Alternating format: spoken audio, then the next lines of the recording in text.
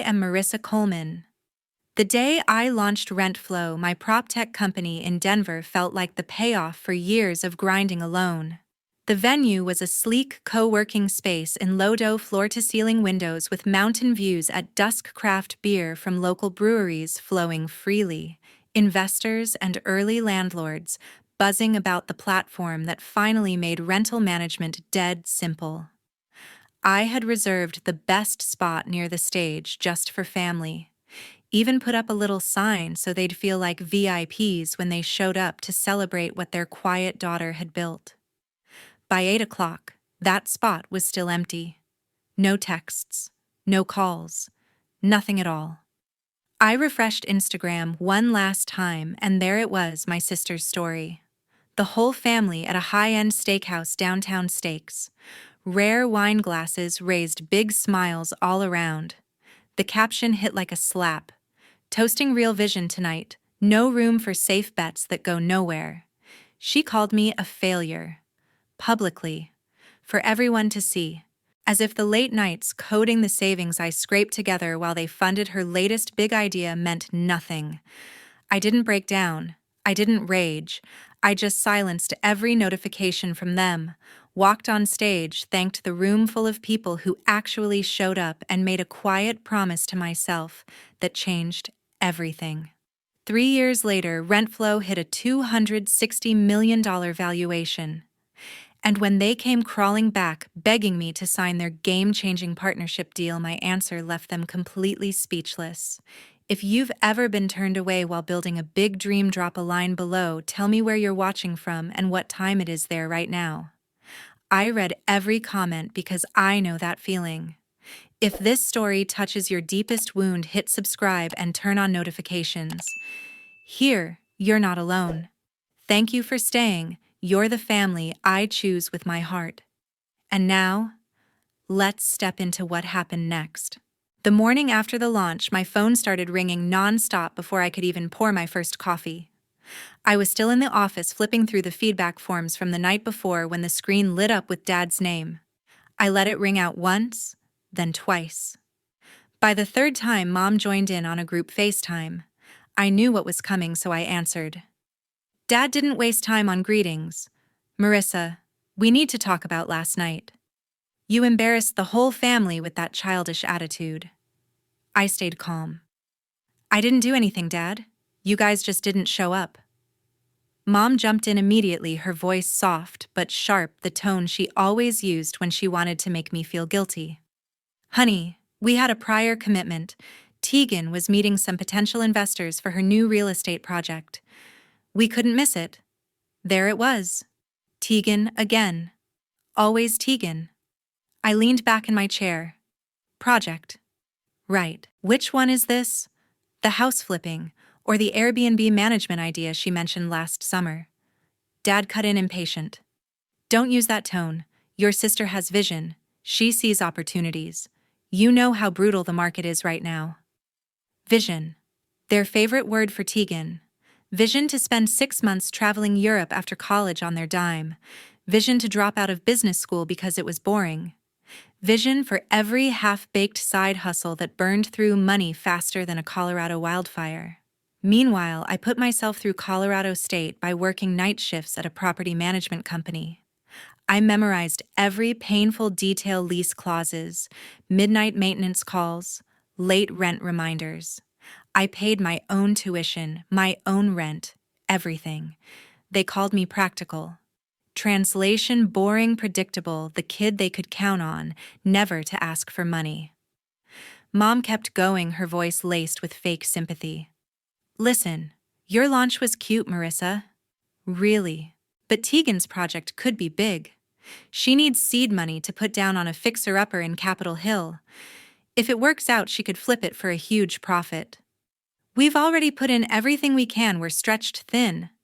That familiar twist hit my stomach. How much are you short?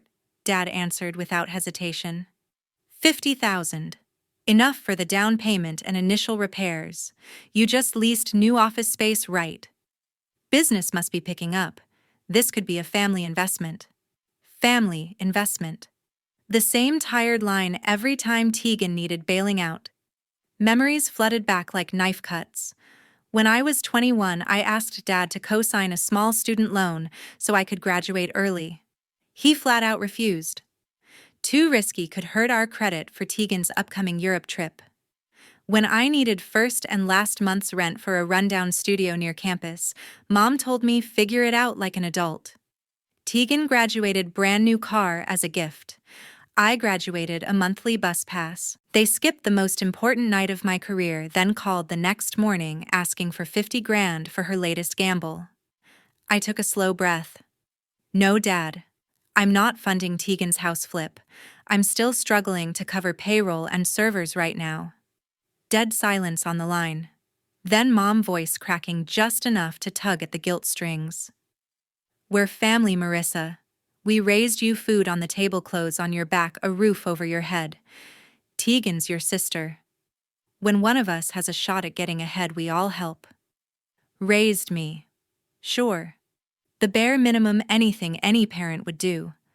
But every extra dollar, every word of praise, every "you've got," this went straight to Tegan. I mowed lawns in high school to buy my first laptop. I lived on instant noodles for months to save for coding boot camp. I worked myself to exhaustion so I never had to ask for a single cent. They never saw it because my grind didn't come with dramatic Instagram stories or big announcements. Dad's voice hardened.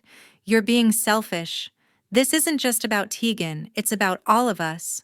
One day you'll need family and you'll regret how you acted today. The same old threat.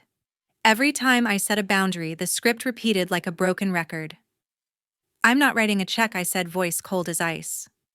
And I'm done listening. I hung up before they could reply. My hands didn't shake. My eyes didn't tear up. I just opened settings, temporarily blocked both numbers, and flipped the phone face down.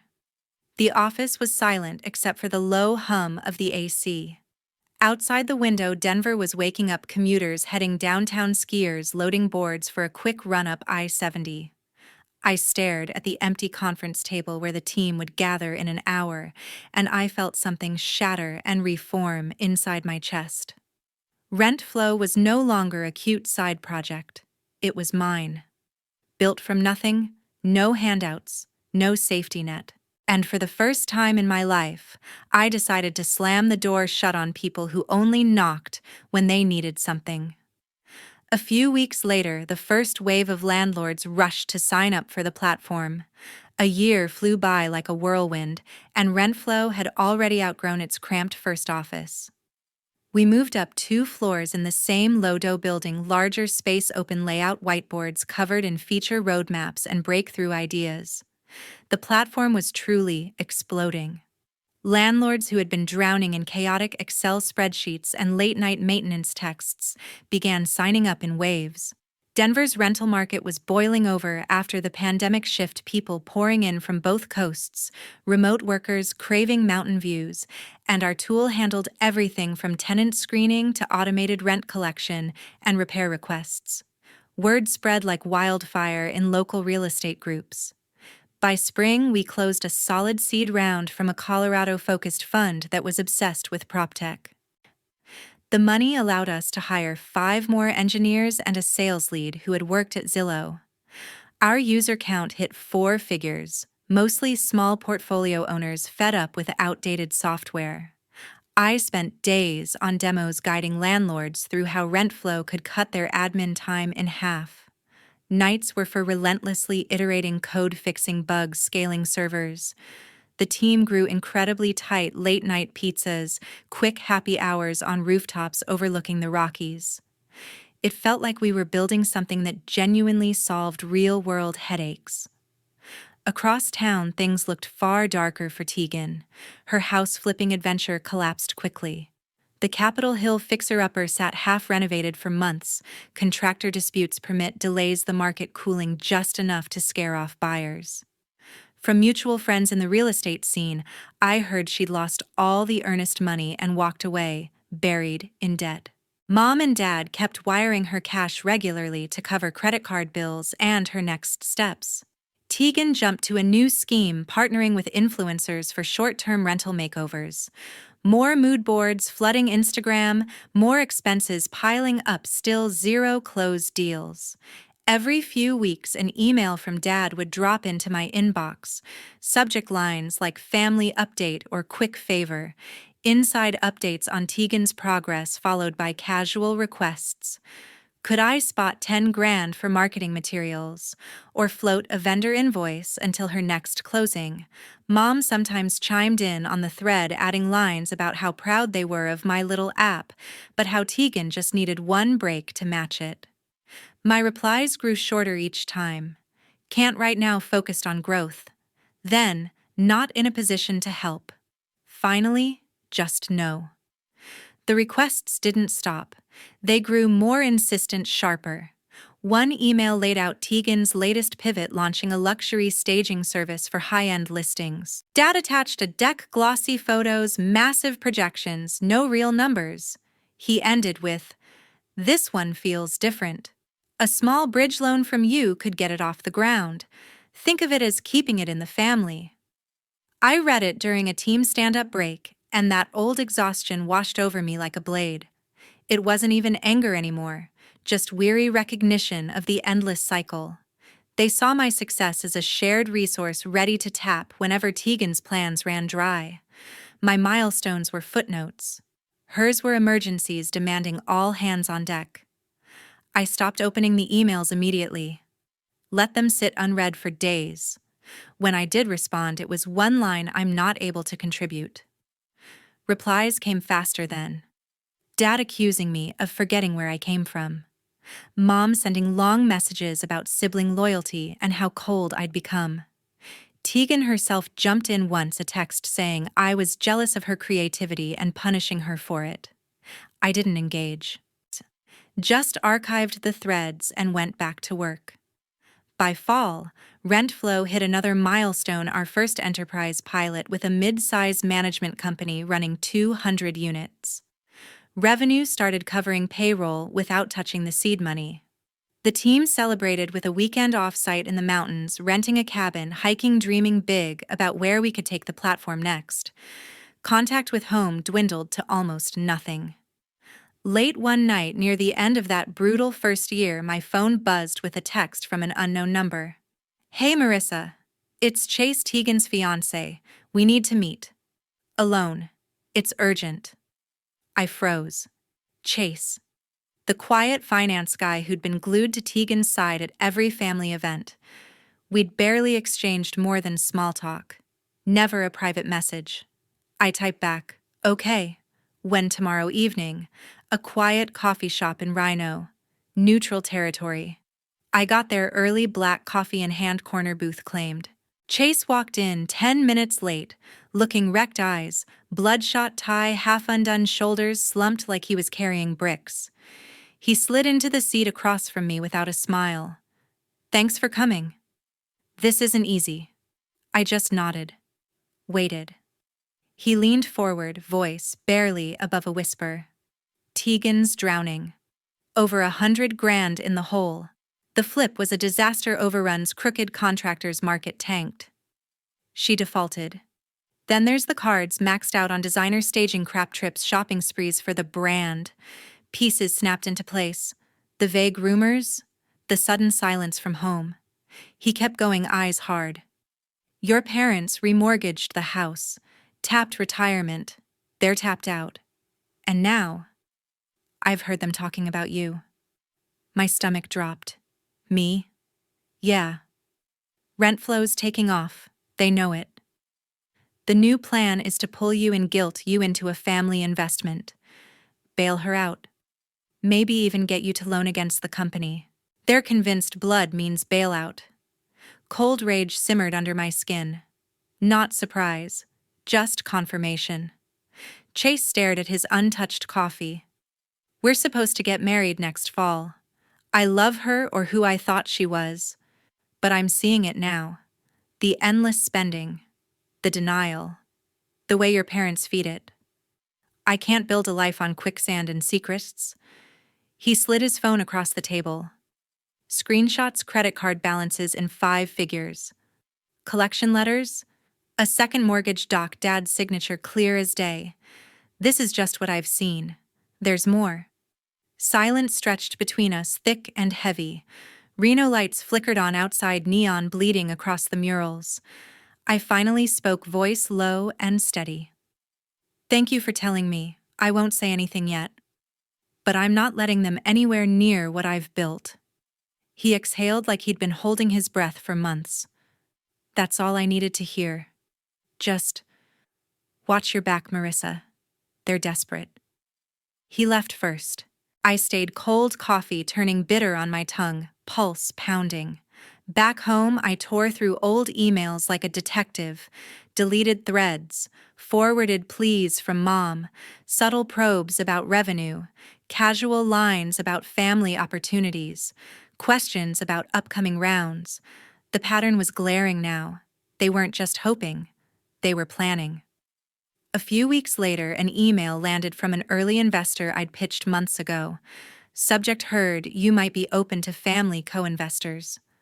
2 weeks later, an email slid into my inbox from an early investor, one of the few who'd passed, but stayed friendly. Subject, quick question about rent flow. The body was polite, almost casual, but the words hit like a sucker punch. He'd noticed some concerning reviews and online chatter lately, questions about data privacy breaches, leaked SSNs, sold tenant info. He was just checking before sending more referrals. I didn't finish my coffee. I opened Google. There they were. Dozens of one-star reviews, all posted in the last 10 days.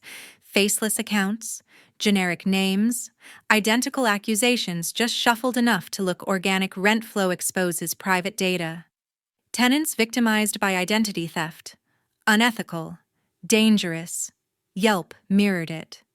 Then LinkedIn ghost accounts tagging groups I'd spent years building relationships in, warning everyone to steer clear.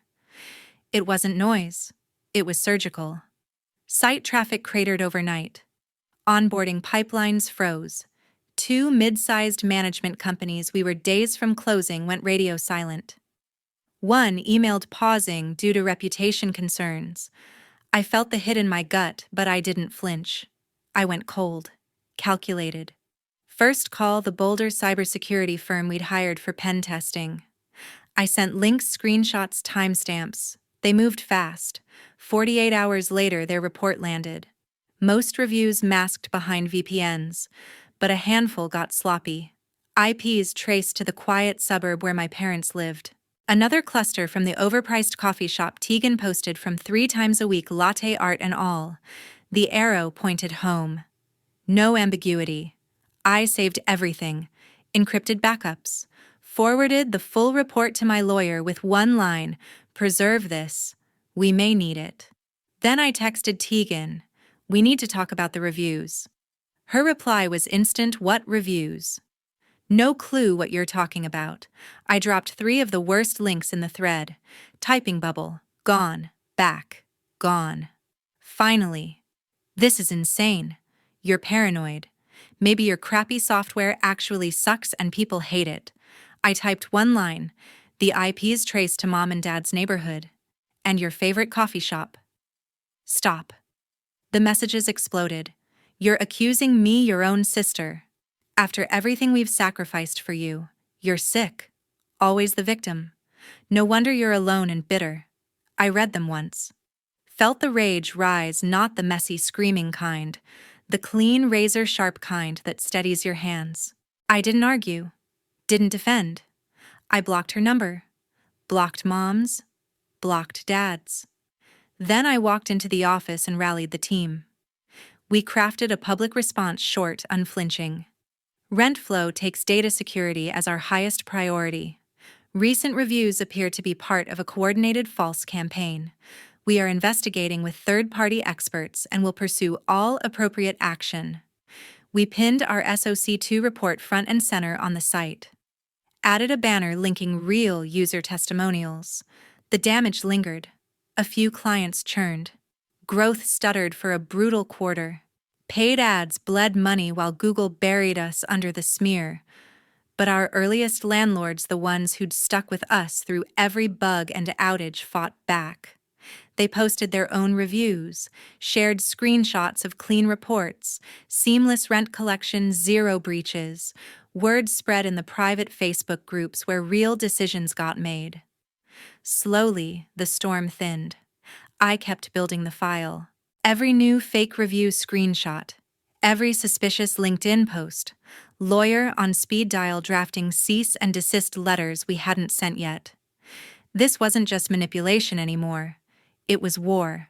2 months later, as the fake reviews finally faded into irrelevance and signups ticked upward again, my phone lit up with a new text from Chase. "I need to see you. It's worse than we thought." 2 months after the fake reviews finally bled out and signups started climbing again, Chase called. Late Friday office, half empty, his name on the screen. Voice tight like he'd rehearsed this 100 times. "Marissa, we need to meet. Tomorrow. I have proof." Same rhino spot Saturday morning. Quiet enough to hear a pin drop. He showed up, hollow-eyed, laptop bag clutched like evidence. "No drink order. Straight to the booth." "I'm done covering for them," he said, voice low. "It's gone criminal." He spun the screen my way. An email chain forwarded from his work account because Tegan had borrowed his laptop and never logged out. Tegan, Dad Edward, and some cut-rate lawyer trading drafts. Subject: family partnership agreement. Final edits. I scrolled. It was surgical. A fake collaboration. Invite me to co-build a luxury rental module, Tegan's original vision. Glossy pitch deck, family unity vibes. Then the contract. 40 pages of warm partnership language. Buried on page 17, a clause quietly transferring 25% equity to a new entity they controlled. Irrevocable. No further signature required. Once I signed, they could flip that stake to any buyer, cash out overnight, and vanish the money into their black hole of debt. Dad's email was ice cold. "She'll sign if we sell it as reconciliation. She's sentimental. Won't read past page 5. Tegan's reply emojis and exclamation points. "Can't wait to finally get what I deserve." Chase's jaw was tight. "There's more." Texts planning the guilt trip. "They timed it for after the reviews hurt you, when you'd be raw grateful for any family support." The sabotage hadn't been revenge, it was groundwork. Soften the target. Create desperation. Offer rescue. I felt it click, sharp and final. "Why show me now?" I asked. He looked down. "We're pregnant. Due in 7 months. I can't raise a kid on lies this big. Fraud like this, it's felony territory. I won't start my family's life with that poison." He slid a USB drive across the table. Everything on it: emails, texts, a recorded voicemail of Dad calculating my next raise like a heist timeline. "All yours," he said. "Use it. End it."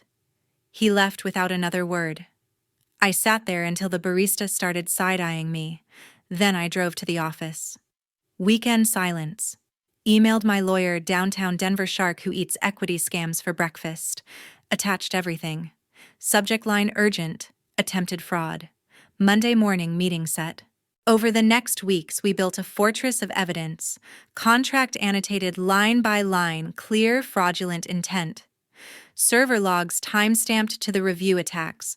Chase's recordings clean under Colorado one-party consent. The lawyer's verdict was quiet and lethal. Attempted fraud, civil conspiracy, tortious interference. Enough for a slam-dunk lawsuit. Enough to interest the DA if I pushed. I held the trigger. Rent flow kept climbing. New features dropped. Big contracts signed. The scar tissue from the smear campaign turned into armor. Users trusted us more because we'd survived. 3 years to the day after that launch party they'd skipped, we closed Series C, $260 million valuation. The ink was barely dry when the papers arrived at their door. Cease and desist first. Thick envelope. Then the complaint. Fraud. Conspiracy. Damages in the 8 figures. No settlement offer. No phone call. No mercy. Dad's retirement account, already gutted from bailing Tegan, took another hit for legal fees. Mom sold the family home in the suburbs, downsized to a cramped condo off Federal. Tegan's wedding postponed indefinitely. Chase walked the day the papers were served. Took the dog, left the ring. Her Instagram went dark after one final post, a vague quote about toxic people, then private. Last I heard, she was waiting tables in Aurora, still telling coworkers her big app idea got stolen by family. Dad aged 10 years in one. Quiet now. No more lectures about loyalty. I never spoke to them again. Rentflow hit the Inc. 5,000 hustlers the next year. Then Forbes lists, then talks of IPO. Every milestone I felt that clean, cold resolve settle deeper. They tried to harvest what I built. I let them reap what they sowed. 2 months after the fake reviews finally bled out and signups started climbing again, Chase called. Late Friday, office half empty, his name on the screen. Voice tight like he'd rehearsed this 100 times. Marissa, we need to meet. Tomorrow. I have proof. Same rhino spot, Saturday morning. Quiet enough to hear a pin drop. He showed up, hollow-eyed, laptop bag clutched like evidence. No drink order. Straight to the booth. I'm done covering for them, he said, voice low. It's gone criminal. He spun the screen my way. An email chain forwarded from his work account because Tegan had borrowed his laptop and never logged out. Tegan, Dad Edward, and some cut-rate lawyer trading drafts. Subject: family partnership agreement, final edits. I scrolled. It was surgical. A fake collaboration. Invite me to co-build a luxury rental module, Tegan's original vision. Glossy pitch deck, family unity vibes. Then the contract. 40 pages of warm partnership language. Buried on page 17, a clause quietly transferring 25% equity to a new entity they controlled. Irrevocable. No further signature required. Once I signed, they could flip that stake to any buyer, cash out overnight, and vanish the money into their black hole of debt. Dad's email was ice cold. She'll sign if we sell it as reconciliation. She's sentimental. Won't read past page 5. Tegan's reply emojis and exclamation points. Can't wait to finally get what I deserve. Chase's jaw was tight. There's more. Texts planning the guilt trip. They timed it for after the reviews hurt you when you'd be raw grateful for any family support. The sabotage hadn't been revenge. It was groundwork. Soften the target. Create desperation. Offer rescue. I felt it click sharp and final. Why show me now, I asked. He looked down. We're pregnant. Due in 7 months. I can't raise a kid on lies this big. Fraud like this, it's felony territory. I won't start my family's life with that poison. He slid a USB drive across the table. Everything on it: emails, texts, a recorded voicemail of Dad calculating my next raise like a heist timeline. All yours, he said. Use it. End it. He left without another word. I sat there until the barista started side-eyeing me. Then I drove to the office. Weekend silence. Emailed my lawyer, downtown Denver shark who eats equity scams for breakfast. Attached everything. Subject line: urgent. Attempted fraud. Monday morning meeting set. Over the next weeks, we built a fortress of evidence. Contract annotated line by line, clear, fraudulent intent. Server logs time-stamped to the review attacks. Chase's recordings clean under Colorado one-party consent. The lawyer's verdict was quiet and lethal. Attempted fraud, civil conspiracy, tortious interference. Enough for a slam-dunk lawsuit. Enough to interest the DA if I pushed. I held the trigger. Rent flow kept climbing. New features dropped. Big contracts signed. The scar tissue from the smear campaign turned into armor. Users trusted us more because we'd survived. 3 years to the day after that launch party they'd skipped, we closed Series C, $260 million valuation. The ink was barely dry when the papers arrived at their door. Cease and desist first. Thick envelope, then the complaint. Fraud, conspiracy. Damages in the 8 figures. No settlement offer, no phone call, no mercy. Dad's retirement account, already gutted from bailing Tegan, took another hit for legal fees. Mom sold the family home in the suburbs, downsized to a cramped condo off Federal. Tegan's wedding postponed indefinitely. Chase walked the day the papers were served. Took the dog, left the ring. Her Instagram went dark after one final post, a vague quote about toxic people, then private. Last I heard, she was waiting tables in Aurora, still telling coworkers her big app idea got stolen by family. Dad aged 10 years in one. Quiet now. No more lectures about loyalty. I never spoke to them again. Rent flow hit the Inca for 5,000 the next year. Then Forbes lists. Then talks of IPO. Every milestone, I felt that clean, cold resolve settle deeper. They tried to harvest what I built. I let them reap what they sowed. 3 years after that launch party, Rentflow closed Series C at a $260 million valuation. The office spanned 3 floors, now nearly 200 people strong. We'd rolled out AI-driven risk scoring, predicting tenant reliability from application patterns, flagging potential issues early. Property managers loved it. Institutional clients came on board. Revenue scaled fast enough to draw headlines in PropTech circles. Life felt steady, purposeful. Then Edward called. Not a text, not an email, an actual phone call from a number I hadn't seen in years. I almost let it go to voicemail, but curiosity won. "Marissa," he said, voice warmer than I remembered. "It's Dad. How have you been?" I stayed silent a beat. "Busy." He cleared his throat. "Look, a lot of time has passed. Mistakes were made on all sides. Your mother and I, we'd like to heal things. Tegan, too. She's got an exciting new concept, something that could really complement what you're doing. Maybe we meet, talk it through, clear the air." I knew the script. Healing always came with strings. But I agreed. Neutral spot, a quiet cafe in Cherry Creek, midday, public enough. I arrived first, ordered water, took a table by the window. Edward walked in 5 minutes later, Tegan trailing behind. He wore a button-down like he was heading to a business lunch. Tegan carried a leather folder, hair-perfect smile, practiced. They sat. Edward started. "You've done incredibly well, kiddo. We're proud." "Really?" Tegan nodded enthusiastically. "Seriously, Marissa, Rentflow is huge now. Everyone's talking about it." I waited. Edward leaned forward. "Which is why this could be perfect timing. Tegan's developed an AI overlay for high-end flips, predictive styling, virtual staging that learns buyer preferences. Revolutionary. But she needs a proven platform to integrate with. Your user base, your data, it's the missing piece." Tegan opened the folder, slid a thick document across. "We've had a lawyer draft a partnership agreement. Equity swap, shared revenue on the new module. You get first look, we get scale. Win-win. Family back together, building something even bigger." I flipped through the pages slowly. There it was. The same buried clause, reworded but unmistakable.